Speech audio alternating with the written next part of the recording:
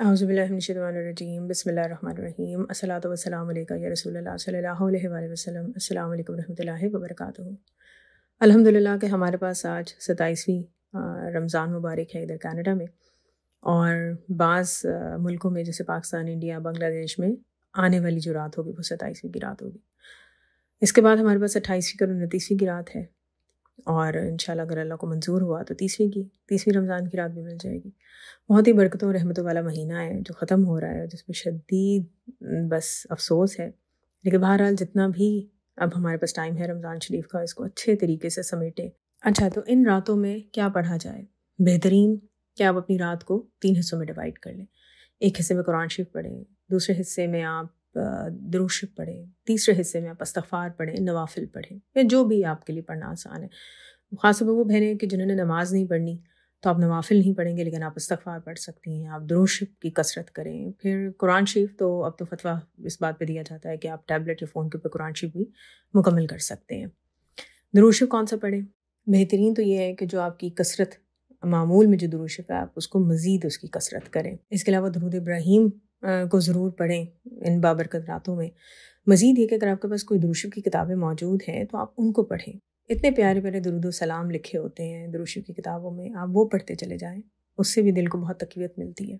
نوافل میں آپ پہلے تو تراویح کی نماز پڑھیں، ٹھیک ہے، تراویح کے نوافل پڑھیں، 8 نفل پڑھ لیں، اور اس کے علاوہ آپ تہجد پڑھیں گے یا آپ صلاۃ و تسبیح پڑھ لیں، ٹھیک ہے۔ نوافل میں آپ 2 نفل شکرانے کے، 2 نفل توبہ کے۔ استغفار آپ کون سا پڑھیں؟ جو آپ کا معمول ہے وہ پڑھیں۔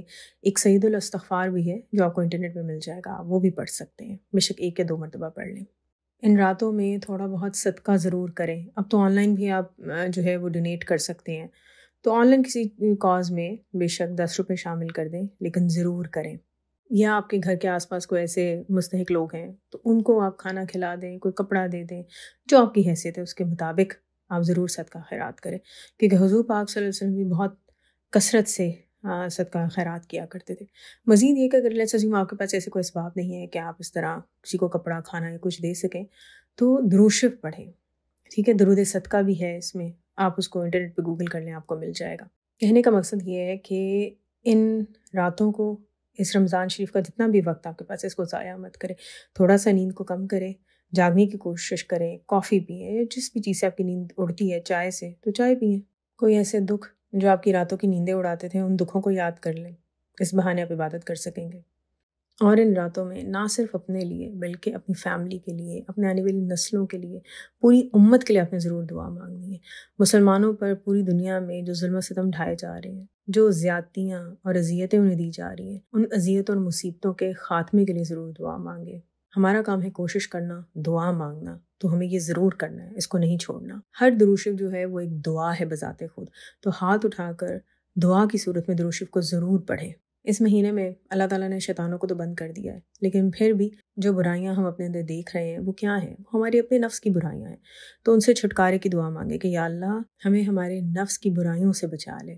درود شریف پڑھنے والے لوگوں کے لیے دعا مانگے، اور جو نہیں پڑھتے ان کے لیے بھی دعا مانگے کہ اللہ تعالیٰ سب کو درود شریف پڑھنے کی توفیق عطا کرے۔ اگر آپ بیمار ہیں، آپ کی زبان نہیں ہل پا رہی، آپ اٹھ نہیں پا رہے، تو لیٹے لیٹے ہی اللہ تعالیٰ کو یاد کر لیں، اللہ تعالیٰ کی عظمتوں کو یاد کر لیں، اللہ تعالیٰ کا شکر ادا کر لیں، استغفار دل میں پڑھ لیں۔ آپ کو گننے کی ضرورت بھی نہیں ہے، آپ اپنے دل میں درود شریف پڑھ سکتے ہیں۔ حضور پاک صلی اللہ علیہ وسلم کو یاد کر لیں، حضور پاک صلی اللہ علیہ وسلم کے جو احسانات ہیں ان کو یاد کر لیں۔ تو جو وقت اللہ اور رسول صلی اللہ علیہ وسلم کی یاد میں گزر جائے وہ بھی کسی عبادت سے کم نہیں۔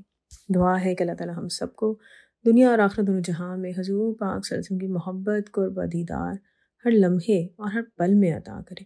آمین ثم آمین۔ الصلاۃ والسلام علیکہ یا رسول اللہ صلی اللہ علیہ وآلہ وسلم۔ السلام علیکم ورحمۃ اللہ وبرکاتہ۔